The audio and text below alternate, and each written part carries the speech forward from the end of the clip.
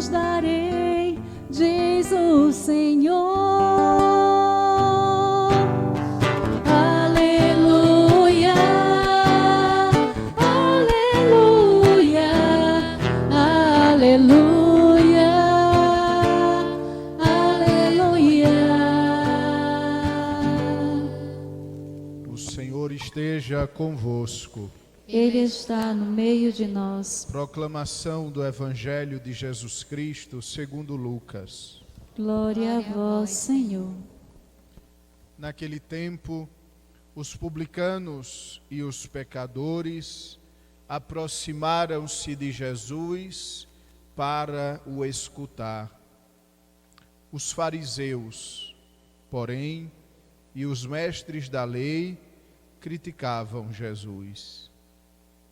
Este homem acolhe os pecadores e faz refeição com eles.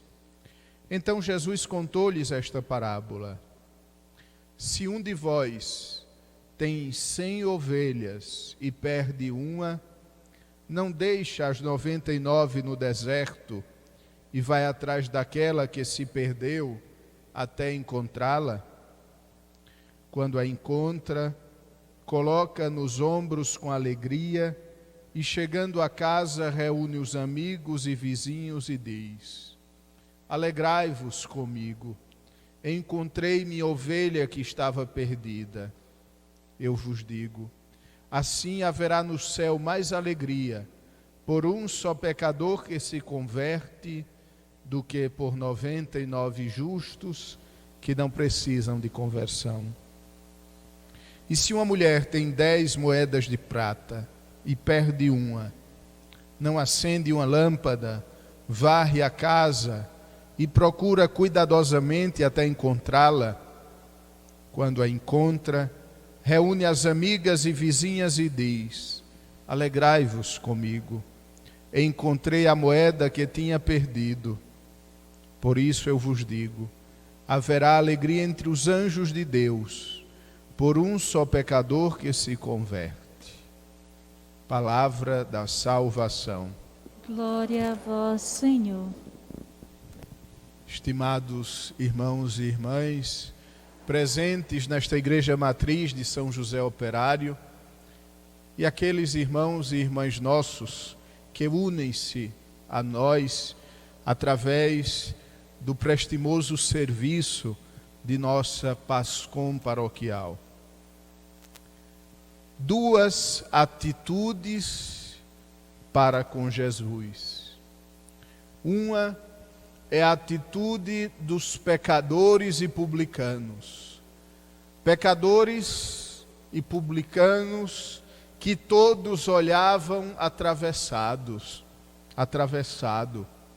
Pecadores e publicanos que tantos se julgavam superiores.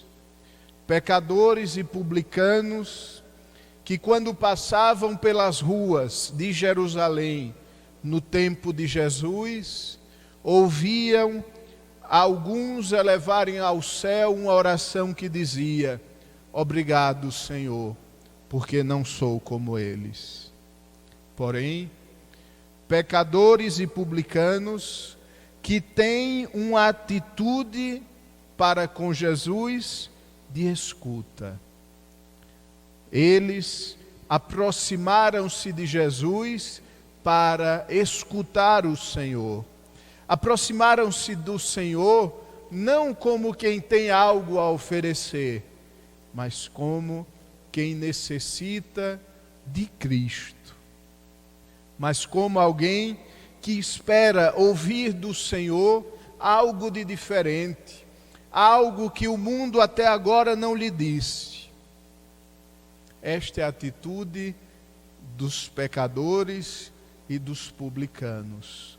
Se aproximaram do Senhor para o escutar. Mas tem outra atitude, a atitude dos mestres da lei e dos fariseus. Aproximaram-se de Jesus para criticá-lo. Eles se achavam donos das Sagradas Escrituras. Eles, há muito tempo, não eram mais servos da palavra de Deus, mas eram patrões da palavra de Deus, mas se tinham colocado acima da palavra de Deus. Eram eles a dizerem ao povo o que o povo devia fazer. Eram eles a colocarem sobre os ombros das pessoas fardos imensos, que nem com um só dedo eles tocavam. A atitude deles não é uma atitude de escuta, é uma atitude de crítica. Porque eles se consideram superiores a Cristo. Eles veem em Cristo não o enviado de Deus, mas veem em Cristo alguém que pode colocar por terra toda a sua boa fama, porque ninguém jamais falou como Jesus. Jesus falava como quem tinha autoridade. Jesus encantava quando abria sua boca, porque de sua boca saía a palavra que dá vida ao mundo, porque dos seus lábios saía a resposta para todas as necessidades dos homens, inclusive a maior delas, que é encontrar sentido para a própria existência. Os fariseus, tão experientes na lei, os fariseus que conheciam as sagradas escrituras de cor e à memória, os fariseus e os mestres da lei que amarravam na testa um pedaço de pergaminho com a palavra de Deus, perderam tempo criticando Jesus, perderam tempo e não reconheceram o Senhor.